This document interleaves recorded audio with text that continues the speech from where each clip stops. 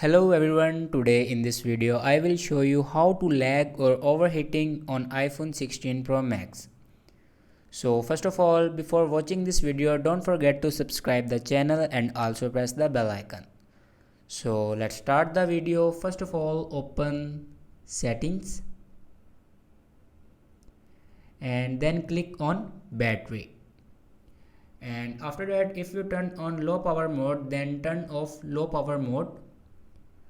After turning off low power mode, if you can use your phone with charger, then unplug your iPhone for charger.